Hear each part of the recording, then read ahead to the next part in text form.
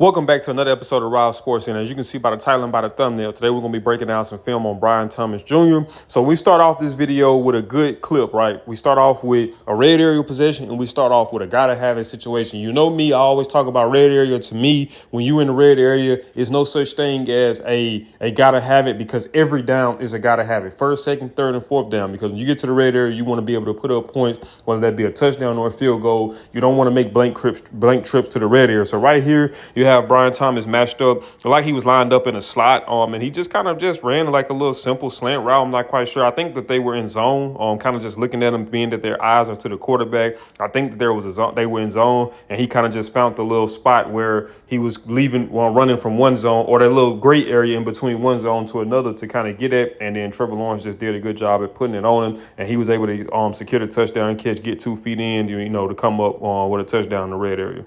So you got Brian Thomas Jr. Lined up on the top of the screen, matched up. So like they're in a man-to-man coverage, like they're in a two-high shell and kind of just having man underneath. And they just playing real soft coverage. So he just did a good job at manipulating the space, being able to bounce it outside, show as if he was going to make a break outside towards the sideline and kind of break it back in and just sit down right there. And Trevor Lawrence is able to put the ball onto him. Not the best thrown ball, but you always hear me talk about, when I talk about receivers, offensive players, period, what can you do on your own, right? What can you do when the ball isn't thrown idealistic? And right here, the ball was thrown real low, but he was still able to get down low and secure the catch. So right here on this play, the Cleveland Browns was in a too-high look. I think that it was a cover 2. So having a guy that can vertically stretch the field, you want to be able to try to play with 2 high safeties. You know what I mean? You don't want to task one safety to try to cover that much ground, to play that center field position and try to cover that much ground, especially when you have receivers that can stretch the field vertically. So that's one of the added strengths you have to Brian Thomas Jr. is just the presence of him. It allows for other guys to be able to eat, you know what I mean? Because if he wasn't a guy that can vertically stretch the field, then you kind of can just sit back in that single high and just allow your safety to freely roam, because you know that he's not going to attack you really over the top. What he's going to do is going to be underneath. So having that guy that can do that, it makes defenses kind of have to adjust it, and it creates opportunities for other guys. But right here, man, he gets a one-on-one matchup eventually with him being matched up on the safety. And idealistically with Brian Thomas Jr., man, safeties aren't normally the best cover guys. So if you get that one-on-one matchup like this right here, you have an option to just say, man, he down there somewhere, and just heave the ball down there and allow for him to make a play, just like how he did right here. So we got a red area touchdown right here, man. You know how I always tell you guys, if you watch my videos, I always talk about the significance of the red area. In the red area, man, whether it's first and goal, second and goal, third and goal, or fourth and goal, every possession is a gotta have it, because when you get down there, you want to make the most of it. So right here, man, honestly, this was just good play, just good timing of the play call. So it looked like they were in like a single high look, or possibly even might have been a cover 0. Honestly, I think that had this been a pass play, the safety probably would have been responsible for either the tight end or the running back. So what they do is they run a play action pass. So when they run a play action, he comes down and they just throw it to where he was at. So they just kind of simply just run Brian Thomas Jr. on a horizontal route, just a drag across the middle. So he was anticipating that he possibly might have middle help, because the safety is there on the corner. So the corner was playing outside leverage because he figured that he had help on the inside. But with them running that play action pass, the safety comes down and now he has no inside help. So it's just a simple pitch and catch for a touchdown.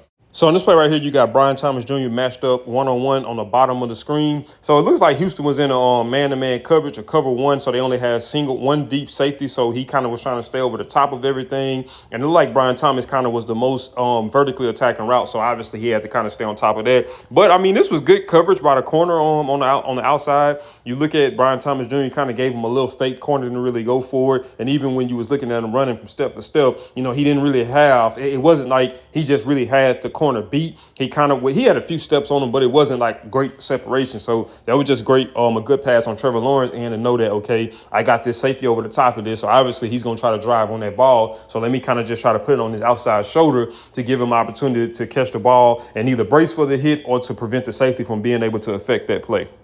So I like this play call right here. So it shows you the ability that he has, that the confidence that the organization have in him in terms of on the offensive play caller or even just the head coach, whoever calls the plays, to be like, okay, we just need to find ways to get the ball in his hand, and we feel like we're confident that he can make things happen. So that's exactly what they did right here on this little fake sweep. They faked as if they was gonna hand it off to the running back. He came from the opposite side. They just handed the ball off to him and was like, man, go make a play in space. And he did a good job of just following his blockers and allowing his blocks to set up. If you look at right here, when he takes off, he kind of rides the outside hip of the tight end right there and kind of just was patient and let the tight end go attack the blocker. And he does some physical running too, as well as just kind of being able to slide out of a tackle of a linebacker and then being able to slide out of the tackle of those two guys right there and being able to, just do a little bit of hard running, showing good balance, showing good body control, and just showing good vision as a ball carrier to be able to get an easy first down.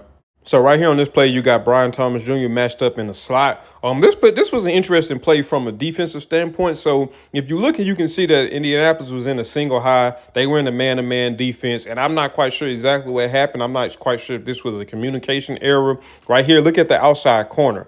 He's going to jump and try to, the inside corner, he jumps down to take the flat route, right? So the outside corner has to jump back and try to get onto Brian Thomas. So from a leverage standpoint, he's already beat. So he kind of was beat before the play even, before Trevor Lawrence probably even made it up in his mind where he wanted to go. He was already beat at that point from a trail standpoint. And then you look at the single high, he didn't do a good job at kind of reading Trevor Lawrence's eyes to see where he was going. But I think that one of the things, too, was that his eyes got caught on this guy on the check down right here, the outside receiver right there. And I'm pretty sure based off the space, he was assuming that that's where he was going with the ball because Trevor Lawrence's face was only on his head was looking at only one side of the field. But he just took advantage of the outside, a bad leverage from both guys, from the corner and from the safety, and just let Brian Thomas Jr. use his speed to stretch the defense out for a touchdown.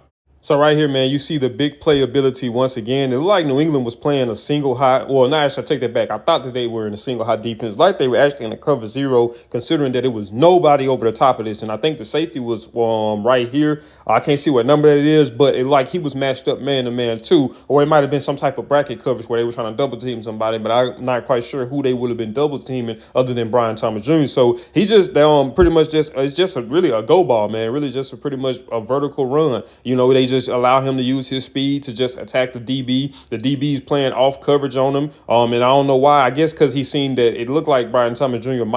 showed that he was possibly fin to probably run a breakdown route, because you see him kind of just stop right here, like right there. When he kind of give that nudge inside, he kind of slows down just a tad bit, and Brian Thomas just runs past him, and Trevor Lawrence just lays the ball out. Actually, that ball was actually played pretty well by the DB. I'll give him his credit, but it just was good focus and ball skills on Brian Thomas Jr. to be able to secure that catch, being kind of smothered like he was by the defensive back. So once again, I have no idea why in the heck would you be playing Brian Thomas Jr. on the outside, unless you just feel confident in your corner to be able to match up with him one-on-one with no safety help. Because like this was a cover zero 9 times out of 10, considering how far off the corner was playing, because his whole thing was to try to stay over the top of him. Because like even at the snap of the ball, he kind of bailed to try to keep depth on him. And Brian Thomas Jr. just did a good job at selling him on his fake. Once again, wham. So it's like what I was saying, right? What's the knockout punch? This was the knockout punch right here. The knockout punch is the punch that you don't see coming. That's why in boxing, you utilize feints and you utilize the jab, your lead hand, to try to keep them focused on that, and then you come with something else to be able to knock him out. And that's exactly what he did right here. He made it seem as if he was going to break outside, and maybe he might have had some type of help inside. We just couldn't really see it from camera view, because if so, then that's maybe why he bit so hard on the outside fake. But when he bit on the outside fake, Brian Thomas Jr. just broke it inside for an easy touchdown. He almost dropped that too, though, but it was an easy touchdown catch. So right here, once again, man, to my young receivers, if you're watching this, notice how when he's giving his release off of the line of scrimmage, notice how he's eating up the cushion between him and the DB. He's not just making the move and being stationary with the move. He's making the move, moving forward and attacking the space between him and the defensive back. Watch this. Watch it one more time. Look at him. Look at him moving forward. Look at him moving forward. And when he gave that fake towards the outside, he caught him on his heels, and he just bounced it back inside for an easy catch and run. But like I say, once again, man, Brian Thomas Jr. does have that big play capability. He's one of the few athletes, few receivers in the NFL who can take a simple slant route that was normally might have supposed to been for maybe 5 to 10 yards, 30, 40 some yards down the field for a touchdown or just for a big play. So right here, it's so crazy. What I just said on the previous clip, right, was the very embodiment of the very next clip. And that was him taking a simple play almost to the house. So right here, you have them lined up. They're kind of in a bunch formation. So obviously with a bunch formation, what you're trying to do is kind of confuse the defense and kind of get guys to possibly run into each other or probably get people matched up on the wrong guy just because of how condensed the formation is. So they get the ball to him underneath right here. And man, he just used his speed to make a play after this, man. This was a 56-yard gain, I believe. But like I said, man, he has that big play ability because of his speed to be able to just really take something that's just so simple, a simple play call, and make it into this extravagant play call because of the result that you get in the end, which is similar to this one right here, which is a big explosive play, a 56-yard gain. So this was a good heads-up play right here by Brian Thomas Jr. So they ended up with a linebacker matched up on him. That's just a mismatch. But he does a good job at seeing that Mac Jones extends the play. He rolls out, and obviously you know that creates other opportunities downfield. So he does a good job of recognizing that Mac Jones extends the play.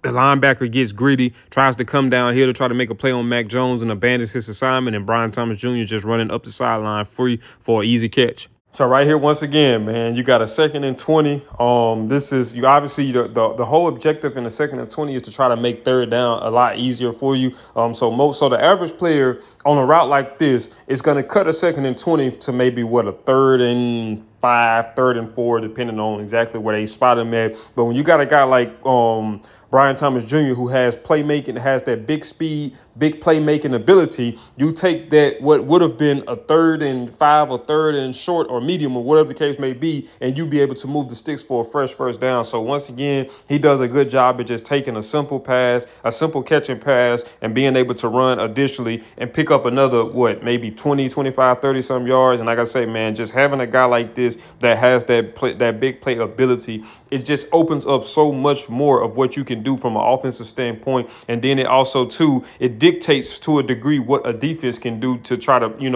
how they approach playing you, because they're trying their best to not to take away the possibility of those big plays.